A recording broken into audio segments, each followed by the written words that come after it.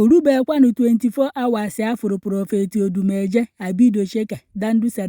Ndaboski Bahose onye isi nkwọcha aha Ejeogu Okpu onye gba ọtọ aha etinye aka n'akpa aha anya moto na Sambisa Forest. Orubekwa 24 hours afụrụ ya ka ya na Gọvanọ Chukwuma Charles Soludo Nwamgbafọ ka fa na-ebi ọma n'Ọka na Anambra steeti ebe Charị Nwamgbafọ melụ pati wee kpọọ ya na Flavour ka fa bịa kụghalụ ndị mmadụ egwu eji wee gbalụ ndị mmadụ Happy New Year.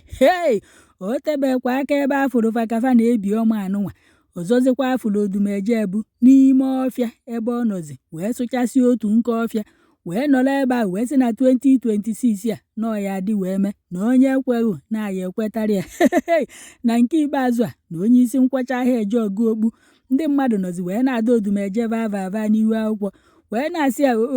ka ezi nke ọ makpuru ọfịa kịta anụnwa na o zubeghị ike egwu ya na Flavour jekụ na fama na onye nke bụ Flavour nọọ ya anọbie na-ezu ike na-alahụ ụra na nye bụ Odumeje n'ọdụ ka ọ bụ ike agwụ ana na ọmakpugo ọfịa na nke anụnwa na ọ bụghịzi na mountain ka ọ nọ na ebe a dịka ọfịa ata o were nwayọọ si sụchara ofu nkọ nọrọ ebe a buru Baịbụl ya na-ekpe ekpere gbanye live vidiyo ya si na 2026 a nọọ ya adị wee mee nọọ ya adị kpọkpọ na ọ na-eduba ndị ụlọ ụka ya na 2026 na o nweghị ife ya emefa. Ndị mmadụ nọzi na kọmentị wee na-akọ ya na ọkwa ya ka afụrụ kịta anụnwa ya na Flavour ebe ọ na-amagharị ka ọsa n'elu steji wee na-akụ egwu na-agụrụfa nke bụkwa eziokwu bụ na egwu afa na-abụ golofu amakwa m ifefa na-agụ ebe ahụ sọsọ nke ochie ahụ fa gorofa sịrị Abidocheka Dandusa sepretela mande ayayayayaya eji ama ebe ọ dị mfa ya sọsọ nke ahụ ka m chetara. Nke ikpeazụ afa gụrụ nwanne ụnụ amakwa ifefa na-agụ ebe a nke a bụkwa nke m echetazi. Na o tebekwa aka afụrụ ya na Flavour ka fa na-abụ nọ n'elu steji ebe a Odumeje na-amagharị ka ifedi ọzọzi afụrụ ya bụzikwa n'ime ọfịa ebe o bu Baịbụl wee na-eti cheri mama cheri Dandusa Abidocheka nke bụkwa eziokwu bụ na ndị mmadụ nọ na kọmentị wee na-asị na fa chekwa na Charị Nwamgbafọ na Odumeje na fa adịghọ na mma n'ọdụkwa ka fa ekpezigwe na nke ikpeazụ a okotoro ịgba na ụnụ makwa nọọ n'isi Odumeje ka Gọvanọ Chukwuma Charles Soludo Nwamgbafọ ji wee lụwa ọrụ ndị dibịa si ya ndị ụka wee si ya n'isi Odumeje ebe o bidoro ya bụ ọrụ na mgbe agha enyechala Charị Nwamgbafọ gọvanọ bifo mara ife na-eme obukọrọ katapila ya jebe n'ụlọ ụka Odumeje na Bidalodu nke dị n'Ọnịcha wee ruo ebe afa wee kwokalụ fensị Odumeje katom kwokalụ ebe niile katom akpọzi Odumeje na fonu ọmapụta kedụnụ ndị ọghọ ka ifonu na-akụkatịrị ụlọ ụka mgbo ka ifonu na-akụtụrụ fensị ụlọ ụka mgbo na katapila na ya kwụsị na ya arụ n'ọrụ bifo mara ife na-eme. Otu onye ọrụ agha so ndị katapila wee bịa ọrụ tụkwasịrị Odumeje na ntị tawalalala mapịa sepretela mande n'ahụ mapịa Abidocheka n'anya ihu Odumeje zaa Odumeje ka ụgbọgoro.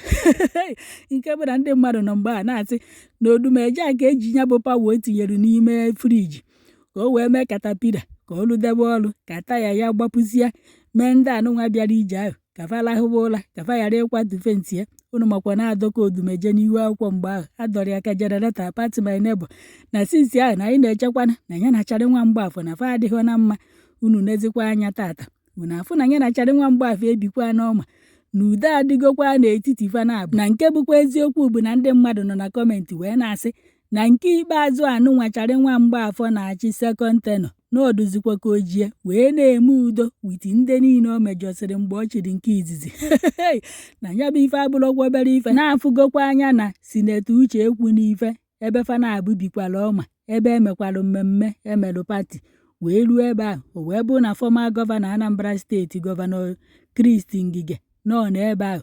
Charị Nwamgbafọ na-achịkwa na Anambra steeti kịta ọ nọ ebe ahụ Sinetọ Uche Ekwu n'ife wee bịa ka o kene Ngige ebe a ka ya na Charị Nwamgbafọ nọzi wee kene wee bie ọma wee mụrụ amụ nwere aṅụrị. Charị Nwamgbafọ nọrọ ebe ahụ na-asị Sinetọ Uche Ekwu n'ife na fa na-abụbụ nwanne na o nweghị ife na-etelụfa na ife nwanụ gbagharịcha ọdakwala awọ na fa na-abụbụ nwanne n'ọchịchị ka a na-azọ fa na-abụ mụa nna-amụ aka m etinyere unu ka unu n'ife fa kwu mana o nwere egwu na-akụ ebe ahụ. Ndị mmadụ nọzi na kọmentị wee na-asị nke anụnwa Charị Nwamgbafọ na-emezi udo witi ndị niile ya na ya nwere okwu na ụka mgbe ọ chịburu nke izizi na oge elugolu mgbe ọ ya hapụzi akwa ọkụkọ tiwara akị n'ọba, adreesị ndị ọba, ego dị na buutu, hapụ na-eke hiti ihe ike iyi nkata ọgwụ, alụsị agọrụ Chukwu, udene na-agbapụ ozu afọ na nke ikpeazụ a, hapụ na onyi nwa mma aka na-atụ ụchụ worldwide, who you follow follow, who you matter follow. Anyị gada esiri mensi a na-esiri anyị fada all the mensi. Ọ hapụzie fanụ ebe ọ bụ na okpebego udo witi ndị niile ya na ya nwechara okwu bifo ọ chigburu, na ya hapụzie ndị a ka ife niile zuo oke. Ọkwọ nke nnụsị ka m wetara unu.